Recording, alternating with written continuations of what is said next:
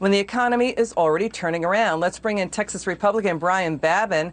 Okay, so here's the thing. It's good to see you, Congressman. The economy is growing the fastest since It's good to see you. The economy is booming, growing the fastest since 1951.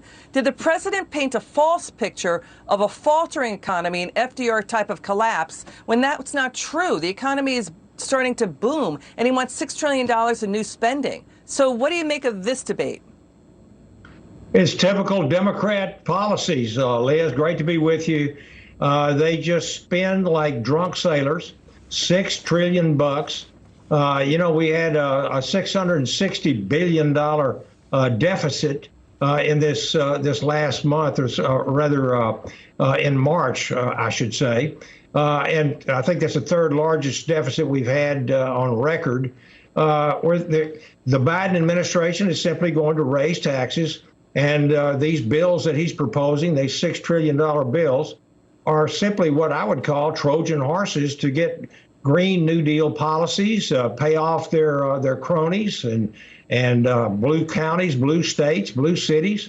And these tax hikes that are going to have to be enacted to pay for these huge bills are going to hurt the middle class, the very, very ones that Biden said he was going to be representing. And let me just say this. The economy that we had under the Trump administration was nothing less than astounding. 19 straight months of growth, the lowest unemployment rate in history for many parts of our population, the best economy we had in 50 or 60 years.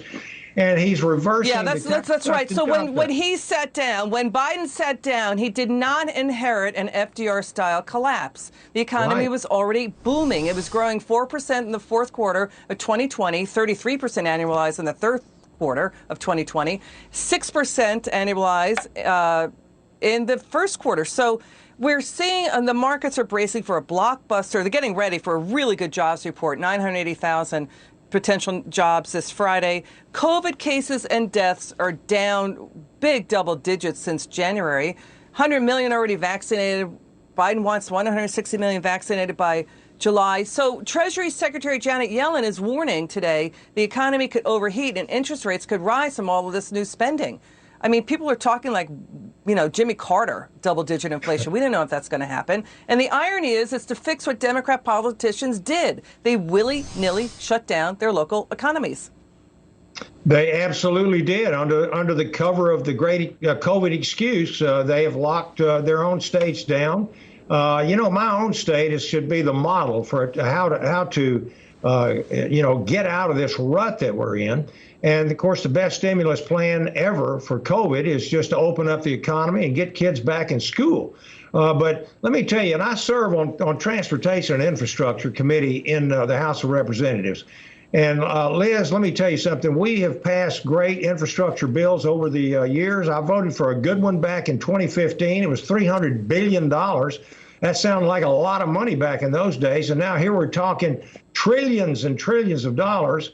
Reversing the Tax Cuts and Jobs Act, raising the corporate income tax on 1 million U.S. small businesses. It can't help but hurt the economy in the long run.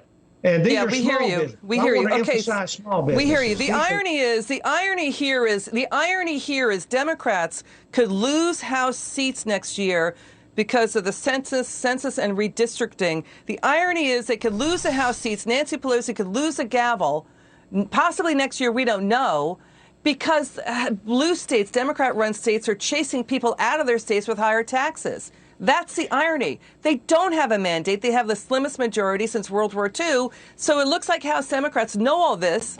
The guys, the 32 House Democrats at risk of losing next year in the midterms, demanding even more pork spending. Democrats are trying to ram through the system by gaming the system, get rid of the filibuster, call the filibuster Jim Crow, redefine infrastructure as human beings. You've seen it. Redefine bipartisanship as not including Republicans. I mean, it sounds like crazy town what's going on down there in D.C. with the House Democrats and the Democrats just throwing fastballs by the American people.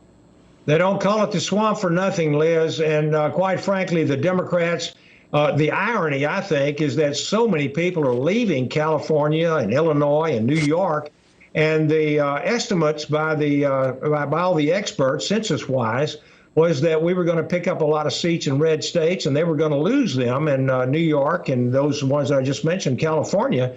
And yet here we go. We've got conversations going on. This is supposed to be our census is supposed to be run by the Census Bureau under the Department of Commerce. And when you ask questions about these latest seats and gains in the states, they are referring us to the White House instead of the Department of Commerce. And so I do not blame my colleagues who are sitting on Oversight and Reform asking to get some explanations of how these radical changes, and all of a sudden you've got blue states benefiting, red states being hurt by fewer numbers. And so I want to see some questions asked about the census and these new apportionments. Yeah, we hear you. Well, Congressman, we hear what's going on too. We should have talked about too how House Republicans are in a civil war over elected officials like Liz Cheney. We'll get to that next time. Congressman Babin, it's good to see you. Thanks for joining us. Thank you, Liz. God bless. Okay, still ahead, former